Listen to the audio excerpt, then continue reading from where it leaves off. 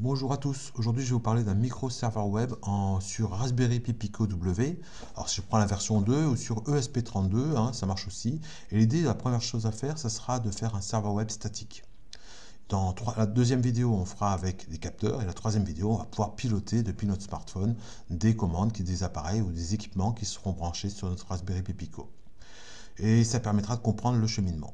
Alors j'ai créé un serveur, j'avais déjà fait une première version et j'ai enlevé les vidéos parce que c'était moins pratique. Là, on va rentrer vraiment dans le pratique. Donc l'idée, c'est de construire un répertoire W avec des pages HTML, vous voyez, tout ce qui est le plus simple. J'en ai mis plusieurs, j'en ai mis 3, j'ai mis une feuille de style. Vous pouvez même rajouter du JavaScript si vous voulez. J'ai mis des images, un répertoire images dans lequel j'ai mis des images. Vous pouvez choisir n'importe quel type d'image, n'importe quel type de format. Ce qui va compter, c'est la taille. Par contre, parce qu'évidemment, il faut rentrer tout ça là-dedans, il faut que ça soit surtout capable d'être envoyé et donc mis dans la mémoire RAM. Alors, vous pouvez créer autant de sous-répertoires que vous voulez, ça n'a pas de limite dans mon système, il fonctionne pour tout. Ce qu'il faut faire, donc, le premier TP, la première partie, c'est concevoir une maquette.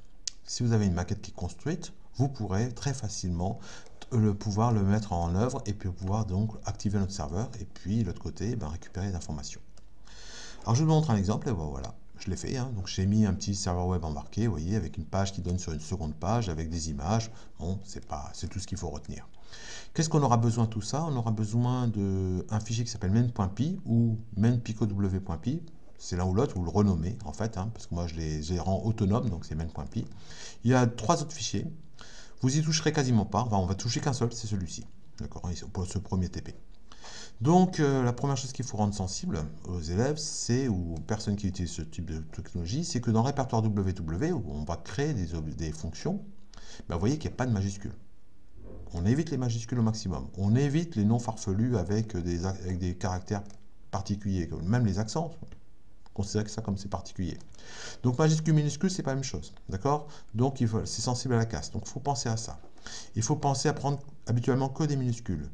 Recommandé de ne pas mettre d'espace, pas de caractères spéciaux, ni de caractères français, on va dire tous les accents, tout ça, il faut les oublier. Ensuite, un troisième critère qui est très compliqué à utiliser, je trouve très compliqué pour mes élèves, c'est la taille des fichiers. La taille des fichiers, enfin des fichiers images, puisque le texte, bon, ça ne prend pas de place, on va pas se mentir. Mais par contre, des images, c'est tout de suite beaucoup de kilos, et donc l'idée c'est de se limiter à maximum, allez, je dire 15 kilooctets. Alors 15 kilooctets pour des élèves, c'est presque impossible. Ils partent d'images souvent à des millions de mégaoctets. Donc les réduire, voilà, faut passer par des petits logiciels tout simples, mais il faut le faire quand même pour que ça rentre. Voilà, donc il faut se méfier un petit peu de ça. Moi, je prends des Raspberry Pi Pico W. Vous voyez que si je fais ça, j'ai pas mal de mémoire en flash, mais par contre, en mémoire vraiment vive, j'en ai que 450 kg et ça, on va pas loin. Voilà, il faut faire attention à ça. Et c'est la seule contrainte que vous avez sur ce TP-là. Alors ça se fait en 6 étapes. La première, c'est créer un répertoire, vous l'appelez serveur web par exemple, dans lequel vous allez créer un sous-répertoire www. Et le plus dur, c'est créer le site. Et le tester avec votre ordinateur. Si ça marche, la page index.html marche, vous êtes tout heureux, tout va bien, ça fonctionne, vous avez pratiquement fini ce TP. Une fois qu'on a fait ça, on va rajouter les 4 fichiers qui sont ici, qui sont disponibles sur le GitHub, et que vous rajoutez simplement dans votre répertoire de départ, le serveur web. Donc vous avez les 4 fichiers et votre site est là-dedans, dans W. Une fois que vous avez fait ça, vous ouvrez paramètres.py. Quand vous ouvrez paramètres.py avec un éditeur de texte, ou moi je prends Tony, en l'occurrence, puisque c'est du Python, vous allez avoir ces informations ici. Le nom de la page index, en général c'est la page par défaut, moi je l'appelle index aussi, tant qu'à faire, et le répertoire qui s'appelle www, et je laisse ça, je ne touche pas à ça. Pourquoi? Parce que c'est comme ça que c'est structuré la plupart des sites web, donc autant rester comme ça. Ensuite, vous avez 2 modes, AP ou STA. AP, c'est Access Point. Donc moi, je me connecte. AP, c'est Access Point, le voilà. Donc je me connecte sur la Raspberry. Imaginez la Raspberry perdue en pleine campagne, et puis vous arrivez, vous avez le Wi-Fi, vous vous connectez sur le Wi-Fi de la Raspberry. Et après, vous pouvez consulter les pages. C'est comme ça que je travaille. Chez soi, on peut travailler en STA, en station, donc connecté à votre box. Ça marchera tout aussi bien. La seule différence, c'est qu'il va falloir paramétrer un petit peu. Autrement, paramétrer quoi? Le SID et le password. Si vous êtes sur un access point, vous mettrez votre box, les adresses de votre box et le password de votre box. Si vous êtes en AP, vous mettez ce que vous voulez. Et moi, je travaille dans un lycée, donc je mets le nom, je leur demande de mettre leur nom qu'ils veulent, de leur serveur web, de leur service Wi-Fi, d'accord? Avec le mot de passe, je leur demande pas trop le changer, mais ils peuvent le changer. Une fois qu'on a fait ça, donc je modifie en gros cette ligne-là, hein, chez moi, c'est tout.